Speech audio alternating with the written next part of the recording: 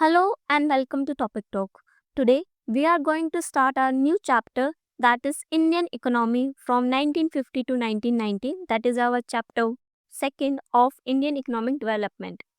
In the last chapter we discussed कि British government ने किस तरह से हमारी इंडियन इकोनॉमी को स्टैग्नेंट और बैकवर्ड बनाया था अलग अलग सेक्टर्स के अंदर, चाहे वो एग्रीकल्चर सेक्टर हो, इंडस्ट्रियल सेक्टर हो।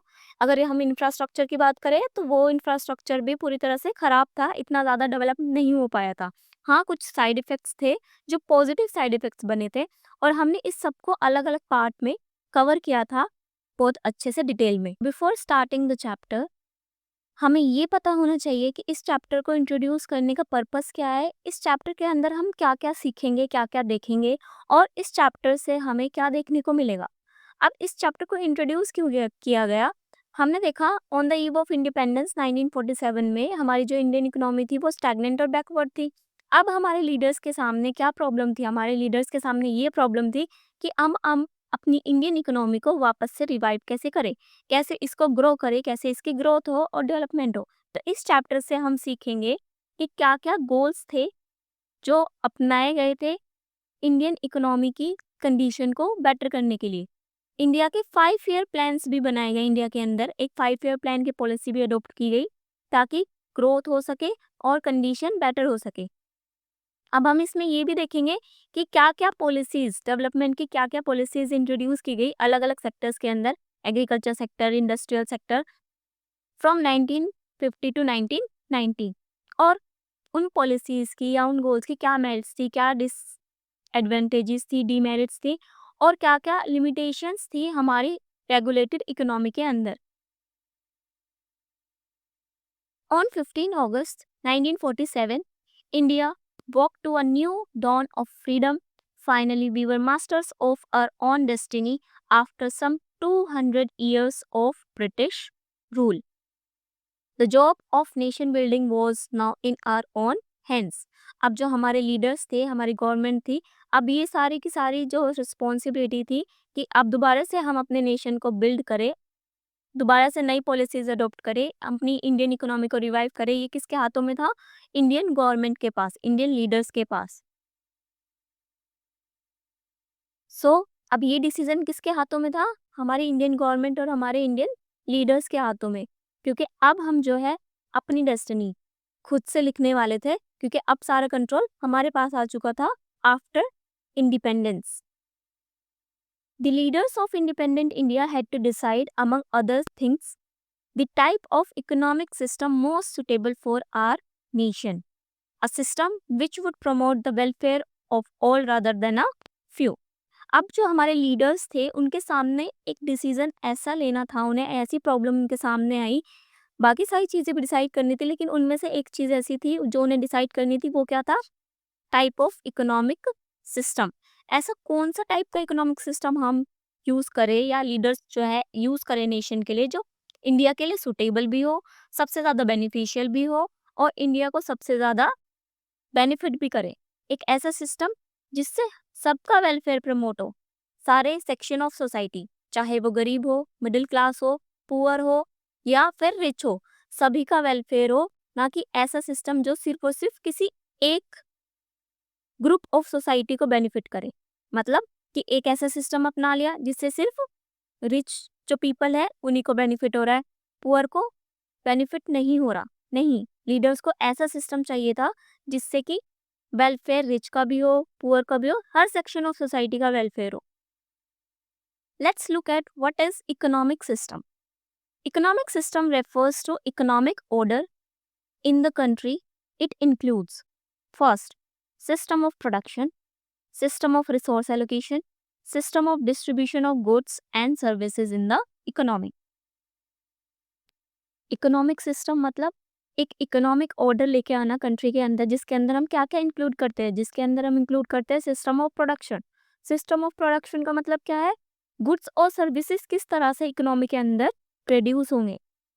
सिस्टम ऑफ रिसोर्स एलोकेशन मतलब कि हम रिसोर्सेज किस तरह से एलोकेट करेंगे, क्या गुड्स और सर्विसेज बनेंगे, किस तरह से हम क्या प्रोड्यूस करेंगे, मतलब हम ज़्यादा कंज्यूमर गुड्स प्रोड्यूस करेंगे या हम ज़्यादा डिफेंसिव गुड्स प्रोड्यूस करेंगे, वॉर एक्सपेंस वाले गुड्स प्रोड्यूस करेंगे। उनकी क्वांटिटी क्या होगी, किस तरह से प्रोड्यूस होंगे, किस तरह से प्रोड्यूस होंगे मतलब हाउ टू प्रोड्यूस। हमने 11th स्टैंडर्ड में एक चीज पढ़ी थी सेंट्रल प्रॉब्लम्स के अंदर, हाउ टू प्रोड्यूस में remember labour intensive technique and capital intensive technique. तो हाउ टू प्रोड्यूस में मतलब हम कौन सी टेक्निक यूज करेंगे, that is system of production.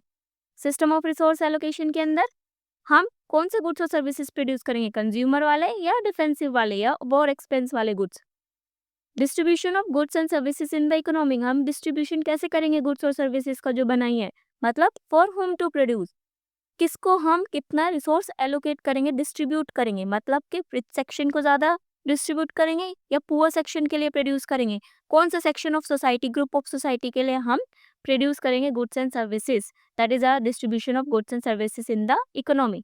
जब हम इन तीनों प्रॉब्लम्स को, इन तीनों चीजों को इंक्लूड करते हैं और इकोनॉमिक ऑर्डर बनाते हैं तो उसको हम क्या बोलते हैं, economic system. So in short जब हम इन तीनों चीजों को टैकल करते हैं और एक इकोनॉमिक ऑर्डर बनाते हैं कंट्री के अंदर तो उसी को हम बोलते हैं economic system. Types of economic system, there are 3 types of economic system that we have to study. First is socialist economy, capitalist economy and third is mixed economy. So these systems are differentiated from each other on the basis of degree of freedom of market forces. Degree of freedom of market forces के basis पे हमने इन तीनों economy को differentiate किया है एक दूसरे से, मतलब कि डिफरेंस इनके बीच में किसके बेसिस पे है, degree of freedom of market forces. अब degree of freedom of market forces से क्या मतलब है, the action of buyer and seller that cause the price of goods and services to change without being controlled by government।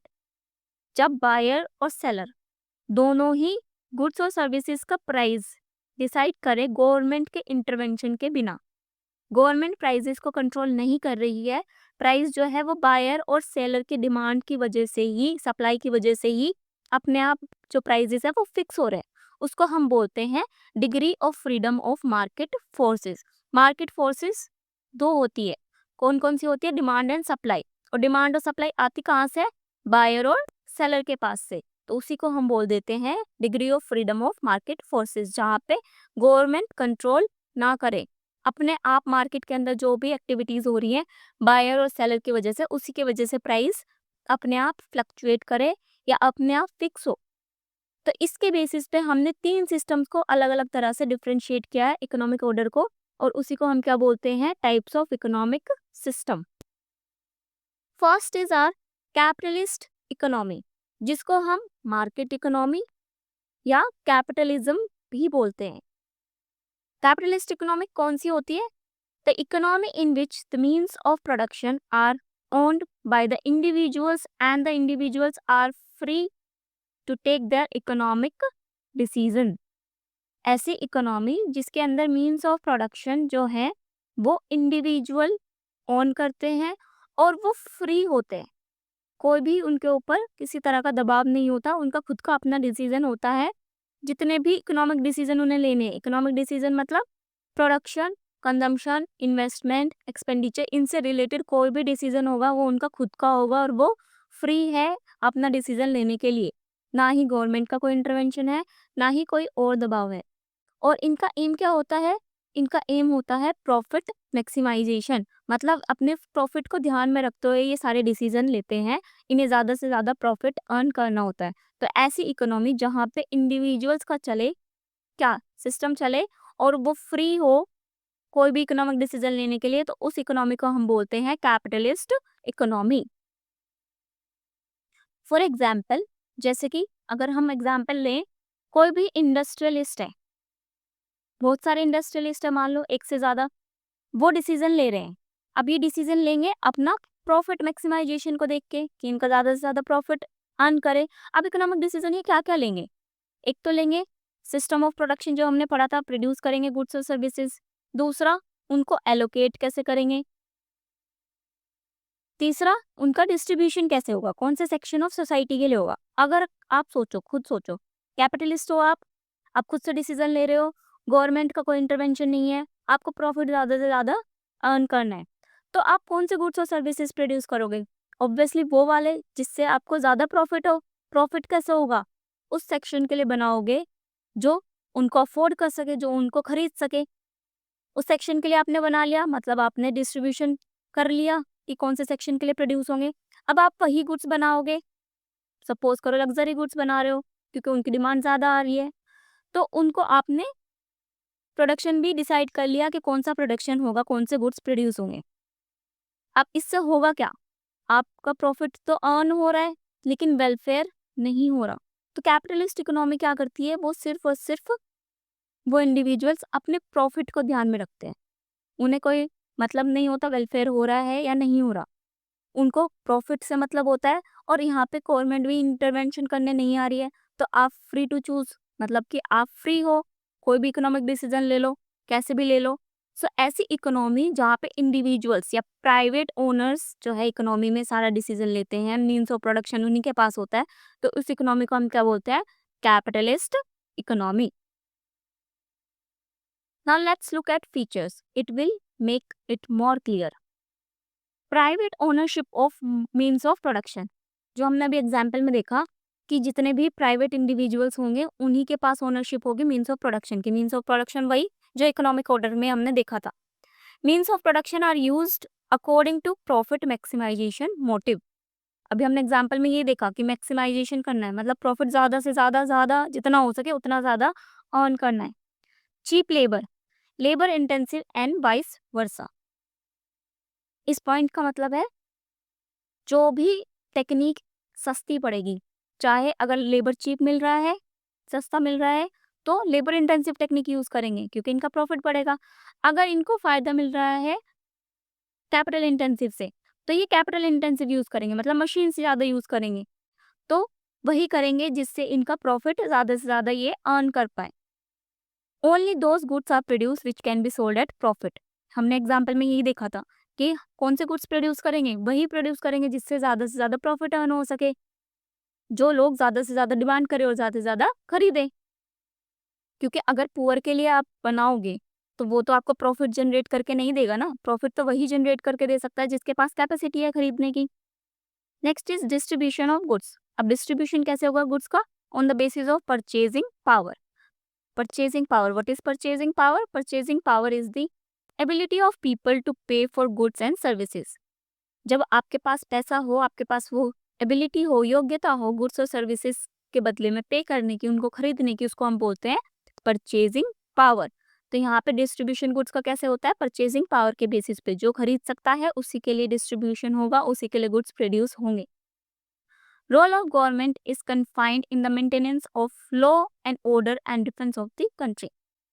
Government का role सिर्फ इतना ही होता है कि वो कंट्री के अंदर लॉ और ऑर्डर मेंटेन कर सके, डिफेंस देख सके। इससे ज्यादा गवर्नमेंट इंटरवेंशन नहीं करेगी in capitalist economy. Now let's look at merits and demerits of capitalist economy. Now what are the advantages और merits of this economy? The first is it promotes self-interest. ये economy सबसे ज़्यादा अपना खुद के interest को प्रमोट करती है।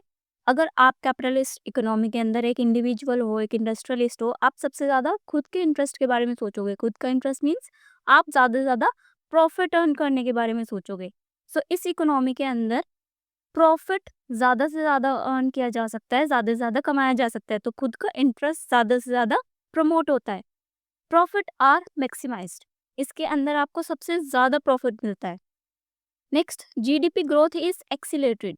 अगर प्रॉफिट ज्यादा होगा पूरी की पूरी इकोनॉमी के अंदर तो ऑब्वियसली जीडीपी ग्रोथ भी ज्यादा होगी। सो इस इकोनॉमी से जीडीपी में कंट्रीब्यूशन ज्यादा जाता है, जीडीपी की ग्रोथ रेट जो है वो एकदम से बढ़ जाती है। Now what are the demerits? इसके डिसएडवांटेजेस क्या है? It ignores collective interest of society. Means collective interest means welfare. पूरी सोसाइटी का इंटरेस्ट क्या है, पूरी सोसाइटी के लिए जरूरी क्या है, वो इग्नोर किया जाता है। क्योंकि प्रमोट क्या होता है? सेल्फ इंटरेस्ट, अपना इंटरेस्ट। कलेक्टिव इंटरेस्ट के बारे में कोई नहीं सोचता। Next is goods are produce for rich which yield high profit. वही जो हमने एग्जाम्पल लिया था, इस इकोनॉमी के अंदर गुड्स उन लोगों के लिए बनाए जाते हैं जिसके पास परचेजिंग पावर होती है, और परचेजिंग पावर जिसके पास होगी वो वही गुड्स की डिमांड करेगा जो गुड्स उसके लिए रिलेटेड होंगे, लाइक लग्जरी गुड्स, क्योंकि उन गुड्स से क्या होगा, ज्यादा प्रॉफिट होगा, और वही गुड्स बनाए जाएंगे जिनके लिए प्रॉफिट अर्न किया जा सके, क्योंकि ग्रोथ को प्रमोट करने के लिए ज्यादा से ज्यादा प्रॉफिट चाहिए, और प्रॉफिट मैक्सिमाइजेशन ही इसका एम है। Okay, next is free play of market forces. Now let's look eight free play of market forces, क्योंकि कैपिटलिस्ट इकोनॉमी के अंदर सबसे मेन पॉइंट यही है, free play of market forces.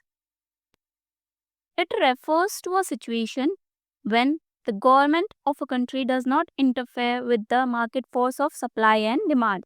यही हमने कवर भी किया था, बट फिर भी इसको थोड़ा डिटेल में देख लेते हैं। एक ऐसी सिचुएशन जिसके अंदर गवर्नमेंट इंटरफेयर नहीं करती सप्लाई और डिमांड के साथ, जो भी बायर और सेलर डिसाइड करते हैं, जो भी डिमांड नेचुरली आ रही होती है, जो भी सप्लाई होती है सेलर के पास, वही फिक्स करते हैं प्राइस क्या होगा, वही कंट्रोल करते हैं प्राइस क्या होगा। गवर्नमेंट इंटरफेयर नहीं करती, ना ही गवर्नमेंट सब्सिडी देती है, ना ही गवर्नमेंट प्राइस कंट्रोल करती है। अगर गवर्नमेंट सब्सिडी देगी तो क्या होगा उससे, अगर गवर्नमेंट ने सब्सिडी दी, वो सब्सिडी से क्या होगा, प्राइस कम हो जाएगा, तो फिर वो क्या हुआ, गवर्नमेंट इंटरवेंशन। इसीलिए गवर्नमेंट किसी भी तरह से इंटरफेयर नहीं करती, इंटरवेन नहीं करती, सिर्फ जो भी प्राइस फिक्स होता है वो सप्लाई और डिमांड से ही होता है, उसको हम बोलते हैं free play of market forces. अब जब free play of market forces होता है तो इस सिचुएशन के अंदर क्या होता है, इस सिचुएशन के अंदर producers are free to allocate resources to production of different goods and services according to profit maximisation. जितने भी प्रोड्यूसर्स होंगे वो फ्री हैं एलोकेट करने के लिए अपने रिसोर्सेज, कि वो रिसोर्सेज कहाँ लगाना चाहते हैं, अलग अलग गुड्स और सर्विसेज में, ताकि उनका प्रॉफिट ज़्यादा से ज़्यादा अर्न हो, क्योंकि गवर्नमेंट इंटरफेयर नहीं कर रही, अब वो फ्री है, decision maker, individual decision maker वो फ्री है। Maximisation of profit dominates process of decision making. अब वो जो डिसाइड करेंगे, एलोकेट करेंगे रिसोर्सेज प्रोडक्शन के लिए, वो कैसे करेंगे, वो डिसाइड करेंगे मैक्सिमाइजेशन ऑफ प्रॉफिट को ध्यान में रख के। तो डिसीजन मेकिंग की प्रोसेस जो होती है उसको इन्फ्लुएंस कौन करता है, प्रॉफिट, और प्रॉफिट में भी मैक्सिमाइजेशन ऑफ प्रॉफिट, ज्यादा से ज्यादा प्रॉफिट अर्न करना, और यही मेन एम होता है कैपिटलिस्ट इकोनॉमी का। Next is socialist economy. Socialist जैसे कि नाम से ही पता चल रहा है, सोशल मतलब लोगों के बारे में जो सोचे, वो होती है हमारी socialist economy. Now let's look at the definition. A socialist economy is the one in which there is a social collective interest or collective ownership of means of production। जहाँ पे collective ownership हो means of production की। Capitalist economy के अंदर हमने क्या देखा, वहाँ पे मीन्स ऑफ प्रोडक्शन कौन, इंडिविजुअल ओन कर रहे थे, यहाँ पे मीन्स ऑफ प्रोडक्शन की ओनरशिप कलेक्टिव है, मतलब कि सिर्फ एक इंडिविजुअल या प्रोड्यूसर के हाथों में नहीं है, गवर्नमेंट का भी इंटरवेंशन है, गवर्नमेंट भी है, और डिसाइड कौन करता है, लोग डिसाइड करते हैं मिलके, तो उसको हम बोलते हैं कलेक्टिव ओनरशिप। और इसका एग्जाम्पल क्या है, कौन सी कंट्री है ऐसी, क्यूबा। वैसे कैपिटलिस्ट का एग्जाम्पल था USA. Now let's look at the features. इससे all means of production are collectively owned by society as a whole। अब अगर हम सोसाइटी में रहते हैं तो अगर गवर्नमेंट मीन्स ऑफ प्रोडक्शन को ओन कर रही है तो वो गवर्नमेंट सोचेगी वेलफेयर के बारे में भी। कुछ सेक्शन ऑफ सोसाइटी के लिए गुड्स और सर्विसेज प्रोड्यूस होने चाहिए जिससे वेलफेयर भी हो, और जो दूसरा सेक्शन ऑफ सोसाइटी है उनको भी बेनिफिट मिले। सो इसलिए इसमें बोला जाता है कलेक्टिव ओनरशिप, बिकॉज सबकी नीड्स को ध्यान में रख के प्रोडक्शन होता है गुड्स और सर्विसेज का, रिसोर्स डिस्ट्रीब्यूशन होता है और एलोकेशन होता है। इसका एम होता है maximisation of social welfare. Capitalist के अंदर मैक्सिमाइजेशन ऑफ प्रॉफिट एम था, यहाँ पे सोशल वेलफेयर को ध्यान में रखा जाता है। Government control production of goods and services, क्योंकि मीन्स ऑफ प्रोडक्शन कौन ऑन करता है, collectively government. So production of goods और सर्विसेज कौन कंट्रोल करता है, government. Second, distribution of goods and services भी गवर्नमेंट के कंट्रोल में है, और प्राइस ऑफ गुड्स और सर्विसेज, प्राइस क्या होगा गुड्स का और सर्विसेज का, वो भी कौन देखेगा, government. Now let's look at merits and demerits. First merit is equitable distribution of income. Equitable distribution of income क्या होता है, equal distribution is different and equitable distribution of income is different. Suppose अगर अगर हम एक example ले, कोई cricket match देख रहा है, suppose this is the ball, इसके इस तरफ क्या चल रहा है, क्रिकेट मैच, ठीक है। कुछ लोग जो है यहाँ से मैच को देख रहे हैं, वो स्टेडियम के अंदर नहीं है। अब suppose these are the boxes, जो इनके ऊपर चढ़ के वो मैच देख रहे हैं। अब इन बॉक्सेस पे अलग अलग लोग खड़े हैं। मान लो यहाँ पे खड़ा है एक बच्चा, चिल्ड्रन, चाइल्ड है यहाँ पे मान लो एक 18 और 16 ईयर है कि एज ग्रुप में कोई बच्चा यहाँ पे खड़ा हुआ है, और यहाँ पे कोई अडल्ट है, यहाँ पे भी अडल्ट है। इन सबको जो है यहाँ पे मैच दिखाई दे रहा है क्योंकि इनकी एज ग्रुप अलग है, तो ये बॉल तक पहुंच पा रहे। लेकिन जो यहाँ बच्चा खड़ा था उसको जो है मैंने क्या दिया, एक छोटा बॉक्स दिया। मान लो सबके बॉक्सेस अलग है लेकिन वो यहाँ तक पहुंच पा रहे, लेकिन ये नहीं पहुंच पा रहा। या मान लेते हैं सपोज सारे बॉक्सेस सेम है, suppose these are same boxes, और सब अपनी अपनी एज के अकॉर्डिंग यहाँ पे खड़े हुए हैं। लेकिन ये जो बच्चा है यहाँ पे, जो चाइल्ड है, इसको मैच नहीं दिख रहा क्योंकि इसकी हाइट इतनी छोटी है कि यहाँ बॉल तक नहीं पहुंच पा रहा। बाकी सबको दिख रहा है, पर मैंने तो सबको जो है बॉक्सेस सेम ही दिए हैं, इसके पास भी वही बॉक्स है जो सबके पास है। तो क्या ये फेयर है? नहीं, ये फेयर नहीं है, क्योंकि मुझे इसको बॉक्स कैसा देना चाहिए था, मुझे इसको बॉक्स बड़ा देना चाहिए था जो इसकी हाइट के अकॉर्डिंग हो। सो वो डिस्ट्रीब्यूशन जो अकॉर्डिंग टू स्किल हो, according to the need of people हो, जिसकी जैसी नीड है उसके अकॉर्डिंग जो डिस्ट्रीब्यूशन होता है उसको हम क्या बोलते हैं, इक्विटेबल डिस्ट्रीब्यूशन। मैंने सबको सेम बॉक्सेस दिए थे, ये तो इक्वल डिस्ट्रीब्यूशन हुआ ना, लेकिन जरूरत किसकी है, इक्विटेबल डिस्ट्रीब्यूशन की। तो सोशलिस्ट इकोनॉमी के अंदर कैसा डिस्ट्रीब्यूशन होता है, इक्विटेबल डिस्ट्रीब्यूशन ऑफ इनकम। हम सेकेंड एग्जाम्पल लेते हैं, सपोज एक डॉक्टर है,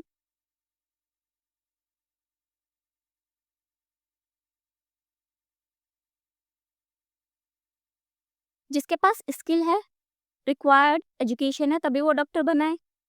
अब वो डॉक्टर है, उसकी जो इनकम है मान लो सपोज 1 लाख पर मंथ है, ओके। एक पियोन है, पियोन की इनकम कितनी है, 10,000 पर मंथ, जहाँ पर डॉक्टर जो है सिर्फ 7 आवर वर्क करते हैं दिन में, और पियोन वर्क करता है 8 to 10 आवर्स पर डे। इनके काम करने के जो टाइम है उसमें बहुत डिफरेंस है, इनकी सैलरी में डिफरेंस है, बट क्या ये गलत है, इज इट फेयर और नॉट? इसकी क्वालिफिकेशन के हिसाब से, पियोन की क्वालिफिकेशन के अकॉर्डिंग इसको सैलरी जो मिल रही है, क्या वो गलत है? सही है ना। डॉक्टर की क्वालिफिकेशन के हिसाब से जो सैलरी में उनको मिल रही है वो सही है, चाहे टाइम का डिफरेंस हो। मान लो ये 7 आवर की जगह अगर 6 आवर भी काम करते हैं, या फिर ये 8 to 10 आवर्स भी काम करते हैं, तो इनकी सैलरी में जो डिस्ट्रीब्यूशन है वो गलत नहीं है, या टाइम में जो डिस्ट्रीब्यूशन है वो गलत नहीं है। क्यों नहीं है?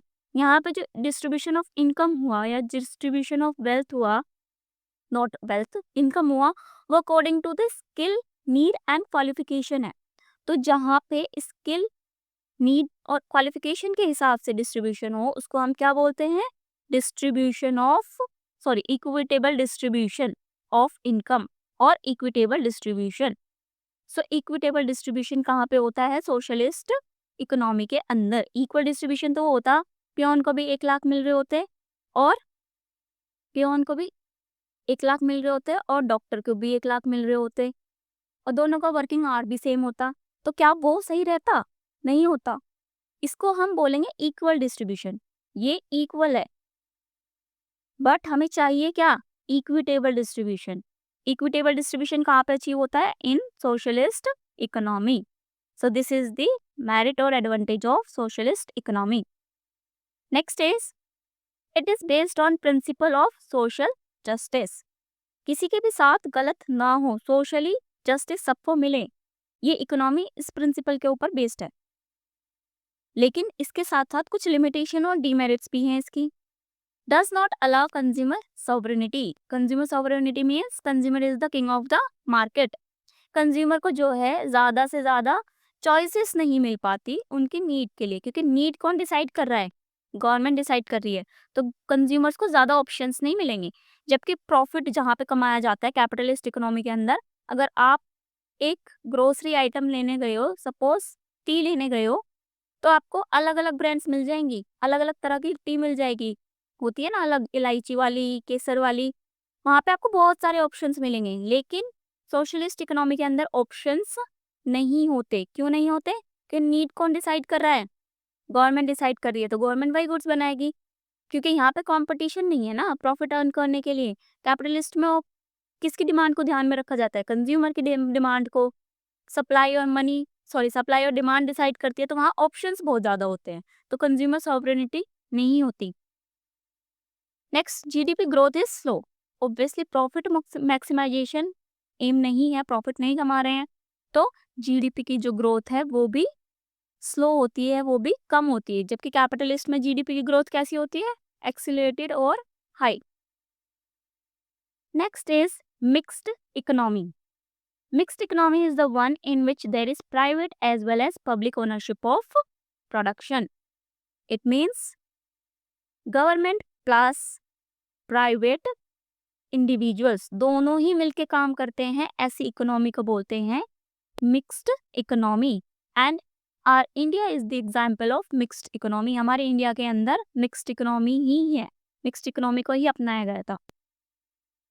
Features of this economy is means of production are owned by private as well as government, दोनों ही ओन करते हैं।